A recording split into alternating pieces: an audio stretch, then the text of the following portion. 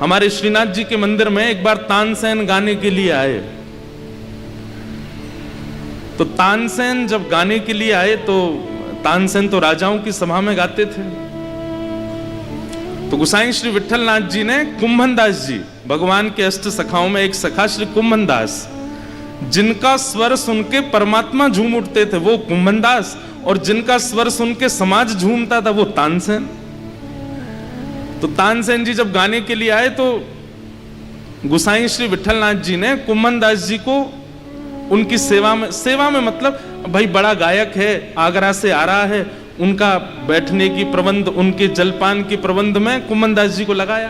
ध्यान से सुनिएगा, कुंभनदास जी ऐसे अद्भुत गायक हैं कि ठाकुर जी के नेत्र सजल हो जाते हैं कई बार उनका स्वर सुन के। लेकिन तानसेन के सन्मुख वे ऐसे रह रहे हैं कि तानसेन को पता ही नहीं चला कि ये गायक हैं। तानसेन उन्हीं को आज्ञा कर रहा है, मेरा तंबूरा उठा के इधर धर दो, अरे जल थोड़ा शीतल लेके आओ, घड़ा वाला लेके आओ। कुंभनदास जी दौड़ दौड़ के सेवा कर रहे हैं, तानसेन आया है। तानसेन ने जब गायन किया ठाकुर जी के सन्मुख तो वाह वाह हुई, खूब वाह वाह करने लगे सब लोग। और थोड़ी देर गाने के बाद तानसेन ने आज्ञा ली, गोसाई श्री विठलनाथ जी से कहा मेरी सेवा पूर्ण हुई। तो गोसाई जी ने कहा ठाकुर जी के राजभोग का समय है, आप थोड़ा विराजो, राजभोग में एक पद पारंपरिक गाया जाए, वो कुंभनदास जी गाएंगे। तो कुंभनदास जी पीछे बैठे थे। तो तानसेन बोला कौन कुंभनदास? तो जैसे ही वो उठे तो अरे ये तो वही है जो सुबह हमारा तंबूरा उठा के चल रहे थे, हमारे जलपान की व्यवस्था कर रहे थे, ये गाएंगे। तानसेन जी बोला आओ आओ बैठो, हमें नहीं पता था तुम गाना जानते हो। नहीं नहीं हम तो कुछ नहीं जानते। अच्छा अच्छा गाओ। उन्होंने सोचा मंदिर में जो कीर्तन करते हैं वैसे ही होगा कोई। कुंभनदास जी ने जैसे ही गाना शुरू किया, प्रथम स्वर प्रस्तुत होते ही तानसेन के संपूर्ण अंग के मानो जैसे रोंगटे खड़े हो गए हों।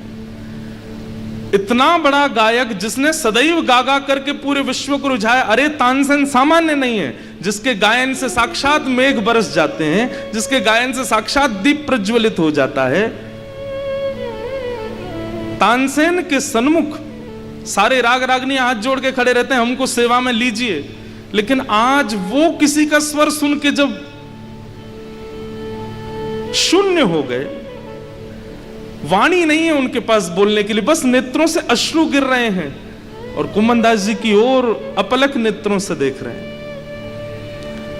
कुंभनदास जी का जब गायन पूर्ण हुआ, तानसेन बोले आप 2 मिनट मंदिर से बाहर आएंगे? बोले क्यों? मुझे आपको प्रणाम करना है। मैंने जीवन में स्वामी श्री हरिदास जी के अलावा किसी को प्रणाम नहीं किया, लेकिन आज आपको प्रणाम करना है। क्यों? बोले प्रणाम का कारण ये नहीं कि आपका स्वर बहुत अच्छा था, कारण ये कि इतना सुंदर स्वर होने के बाद भी सुबह से आप मेरे साथ हो, आपके चाल ढाल बोली चाली उठने बैठने से एक बार भी आपने ये पता नहीं लगने दिया कि आप गायक हो। ये इस बात का प्रमाण है कि आपको ठाकुर जी प्राप्त हो गए, क्योंकि आप अपने गुण को छुपा रहे हो, गुण को गौड़ कर रहे हो। हम लोगों का स्वभाव हो जाता है, अंग्रेजी आती है तो सामान्य बात कर रहे हैं तो उसमें भी एक आध शब्द तो बोल ही देंगे कि सामने वालों को पता लगे अंग्रेजी आती है हमको। धनवान है तो वस्त्रों का पहनने का ढंग ही ऐसा होगा कि उससे पता लगे कि हम धनवान हैं। लेकिन भगवत प्राप्त व्यक्ति वो अंतर्मुखी रहता है, उसे ज्यादा इस बात की रुचि नहीं होती कि मेरे बारे में सबको पता लगे, मुझे सब जाने, मेरे गुण पर सब रीझ है। और सब ब्रजवासी ऐसे ही हैं।